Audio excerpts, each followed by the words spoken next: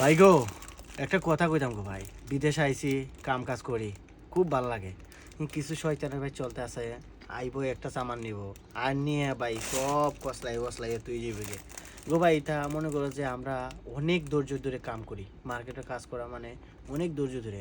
মনে করেন যে অনেক কিছু কওয়া যায় না কাস্টমারে, কিচ্ছু কইতে পারতেন না।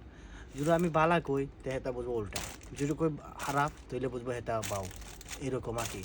যে বিদেশ বাড়ি আইসি গো ভাই, আমরা কয়েকটা টাকা কামাই করে যেতাম। আমরা যদি আইসি কাম করার লাগে, যদি আমরা যদি ইগো উপরে রেখে কাম করি তুই তো কাম করুন যেত না। এই জন্য গো ভাই আমরা বাধ্যতামূলক কাজ করা লাগে, মজবুরি ইয়া। এই যে মাস শেষে যখন বেতনটা পাই তখন মনটা মনে করে যে একদম খুশি হয়ে যায় গে। আর যদি বেতনটা না পাই গো ভাই, যে কষ্ট হয়, এই যে পাও ব্যথা, হাতের ব্যথা, কোমরের ব্যথা, রাত্রে ঘুমাইতে পারি না বেদনার কারণে, এই কাম করতে করতে করতে করতে জানা দূরে লাই। বিদেশ লাইফটাই এত কষ্ট গো ভাই। মানুষে যে অনেক কিছু মানে যে কয় যে ভাই তুমি কত টাকা কামাই করো, কত টাকা এই করো।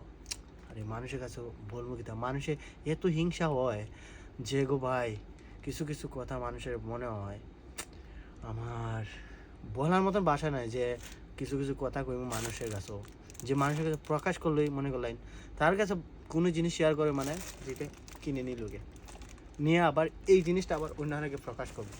যে গো ভাই, কেউ কাছেও দুঃখের কথা কই ভাই, যদি দুঃখের কথা কো সে মজা নেই। এই জন্য গো ভাই আমি কেউ কাছে দুঃখের কথা কই না। ওই যে আমার ফ্যামিলির সবাই আছে গো ভাই, তারার কাছে গো ভাই আমি সবসময় আমার দুঃখ প্রকাশ করি। আমার দুঃখটা ওই আমার বন্ধু বান্ধবের কাছে একটু শেয়ার করি, ওই যে আমার ফ্যামিলির মেম্বার আছে তারার কাছে শেয়ার করি, আর কেউ কাছে করি না গো ভাই। কিন্তু মানুষের নিয়ে আমার নিয়ে হাসি টাটকা করে গো ভাই। কী করবো গো ভাই, প্রবাসী এইটাই লাইফ।